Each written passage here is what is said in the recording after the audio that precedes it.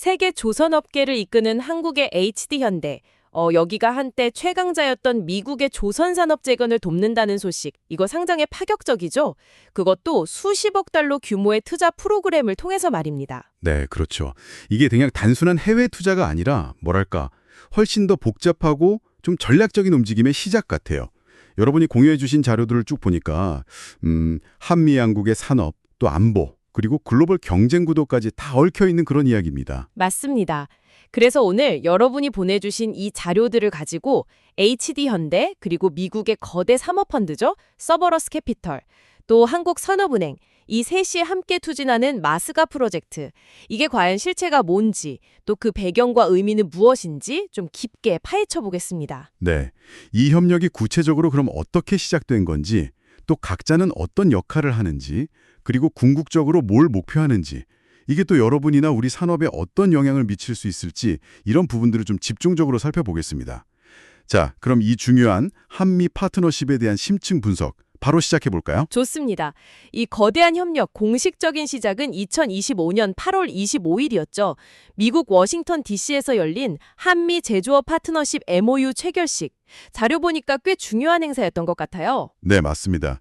그 윌라드 인터컨티넨탈 호텔에서 열렸는데 여기서 HD현대, 서버러스 캐피탈, 한국산업은행 이 세 주체가 한미 조선산업 공동투자 프로그램 조성을 위한 양해각서 MOU에 서명을 한 거죠.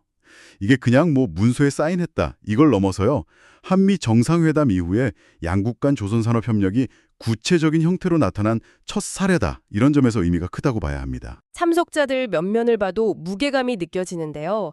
미 상무부 장관, 한국산업통상자원부 장관 이런 고위급 정부 관계자들도 있었고 또 정기선 HD현대 수석 부회장, 프랭크 브루노 서버러스 캐피탈 CEO, 김복규 한국산업은행 수석 부행장 그야말로 핵심 당사자들이 직접 다 참여했군요. 맞습니다. 그럼 이들이 만들기로 한 그 수십억 달러 규모의 투자 프로그램, 이게 구체적으로 뭘 하겠다는 걸까요?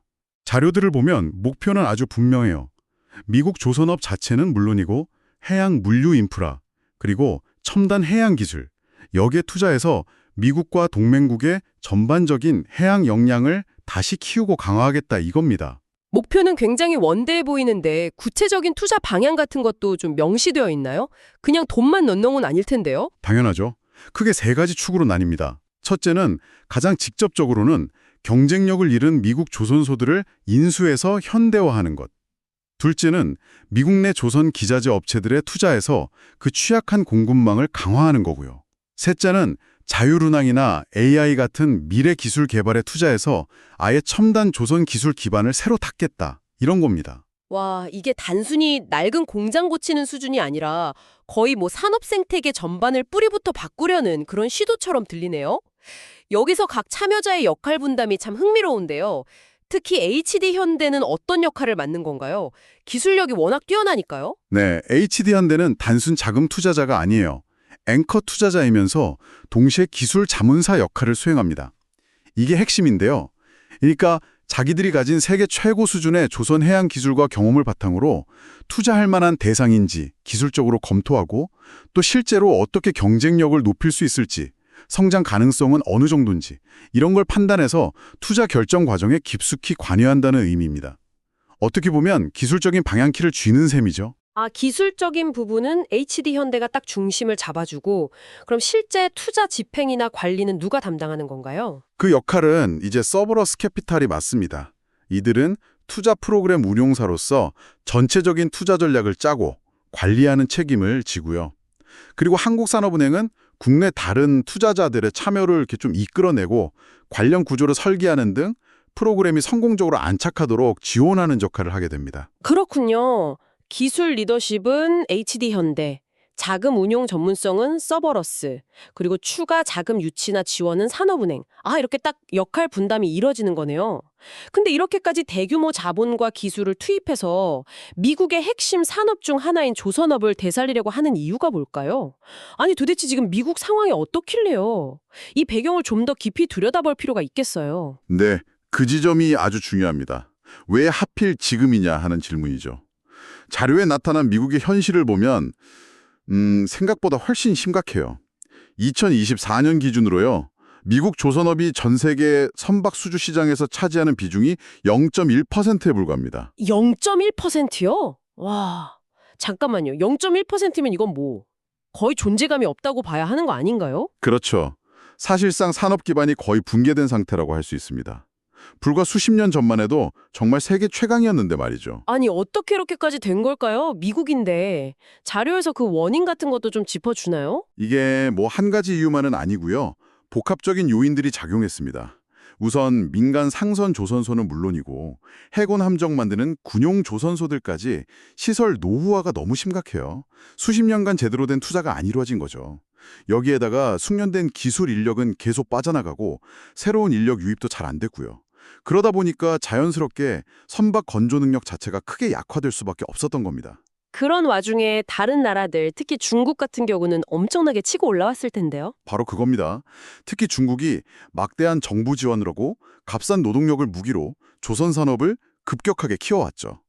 미국 입장에서는 이런 상황이 단순히 그냥 경제적인 문제를 넘어서 해군력 유지라던가 해상 물류망 통제 같은 국가 안보와 직결된 문제로 다가오기 시작한 거예요.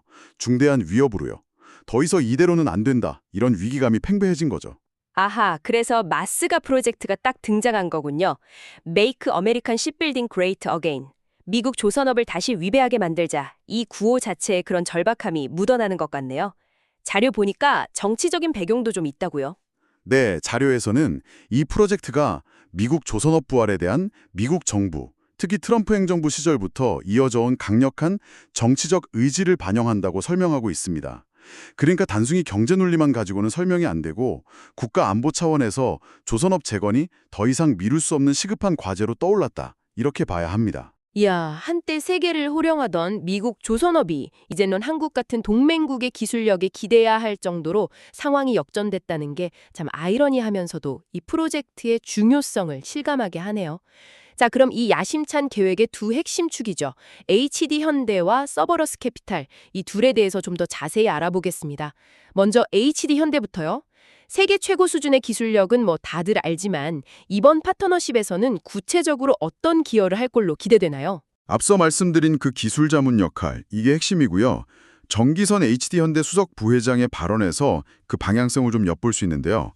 이분이 서버러스와의 협력이 단순히 마스카스 프로젝트에 실질적인 도움을 주는 것을 넘어서 한국 조선업계 전체에도 새로운 시장과 성장 기회를 열어줄 것이다. 이렇게 강조했습니다. 아, 그러니까 미국을 돕는 동시에 이게 우리 한국 조선업계 전체의 파이를 키우는 기회로도 본다는 거군요. 어찌 보면 윈윈 전략을 추구하는 셈이네요. 그렇습니다. 정수석 부회장이 이어서 HD현대가 축적해온 독보적인 선박 건조 기술력과 또 최근 강점을 보이는 디지털 전환, DT 역량, 이걸 총동원해서 미국 조선소의 현대화와 첨단화를 적극 지원하겠다.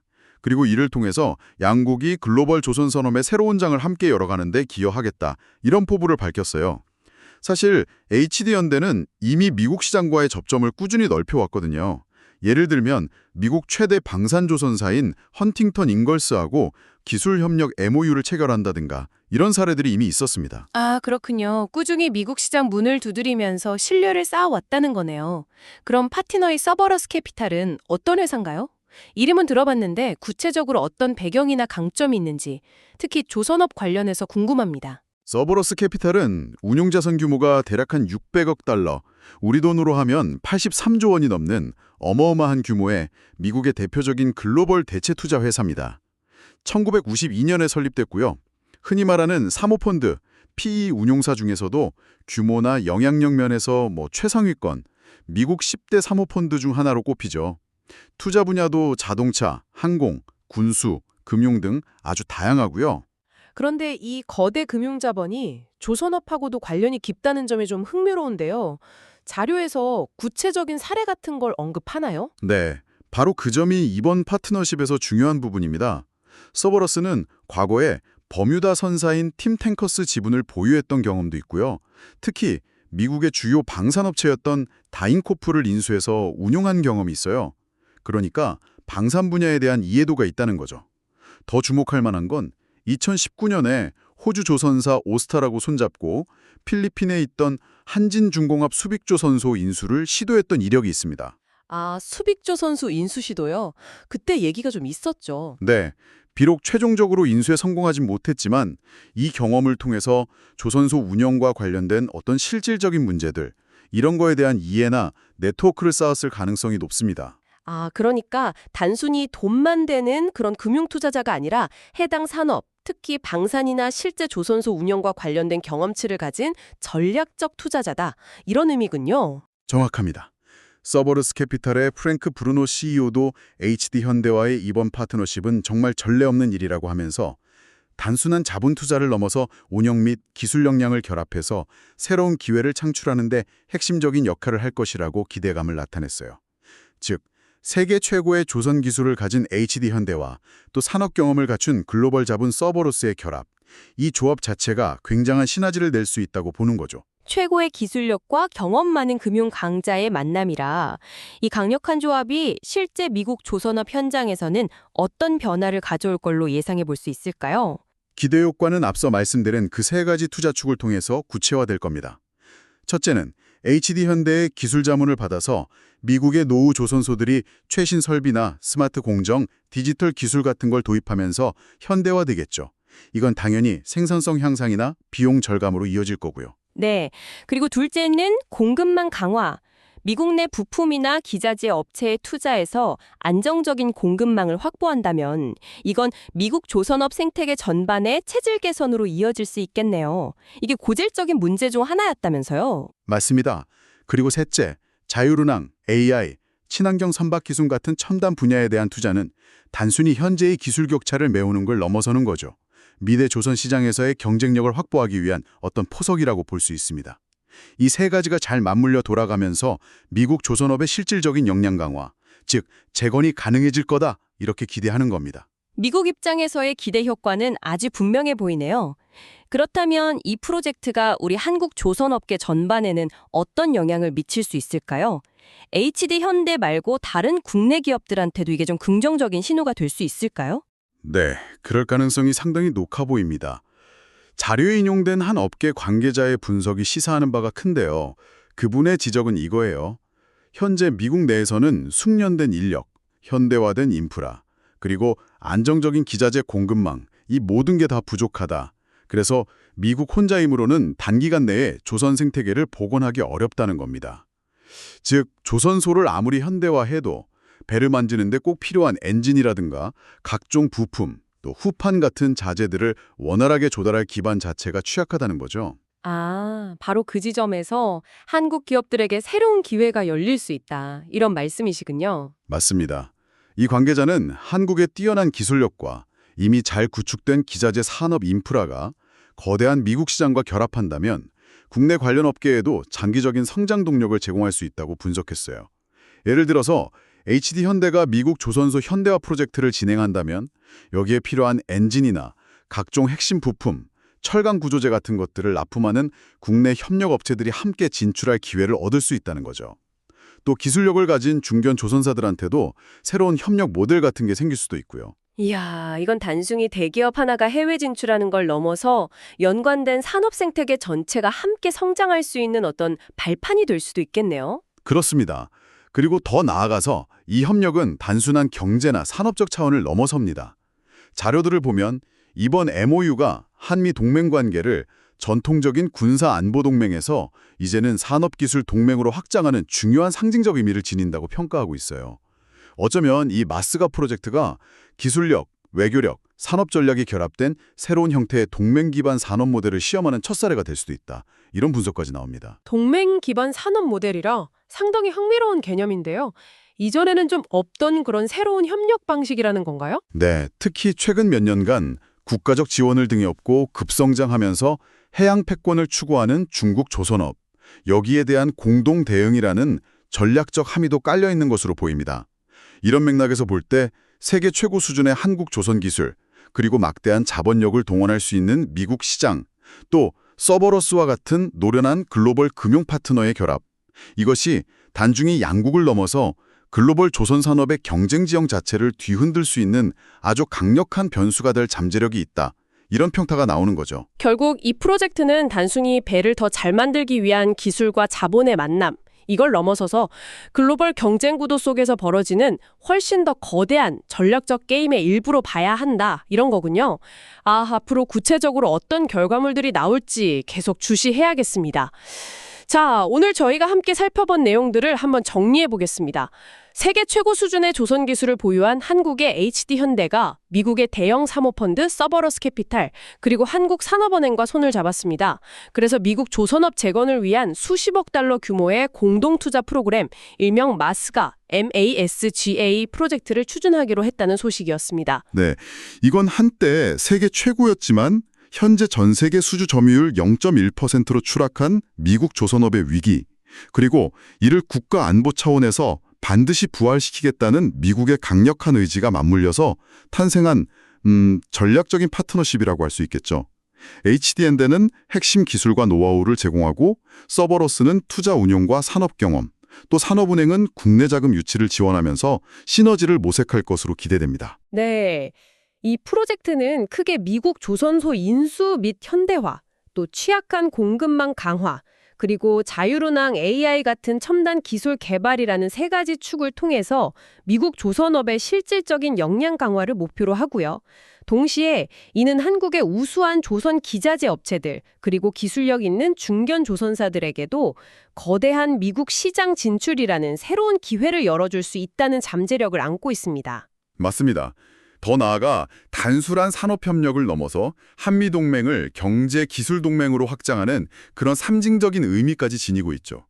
세계 최고 수준의 한국 기술, 거대한 미국 시장, 그리고 글로벌 금융 파트너가 결합된 이 모델이 과연 글로벌 조선산업의 판도를 어떻게 바꿔놓을지 주목할 필요가 있습니다. 오늘 저희가 살펴본 이 거대한 움직임을 바탕으로 마지막으로 이런 질문을 던져보고 싶습니다. 여러분은 어떻게 생각하시나요?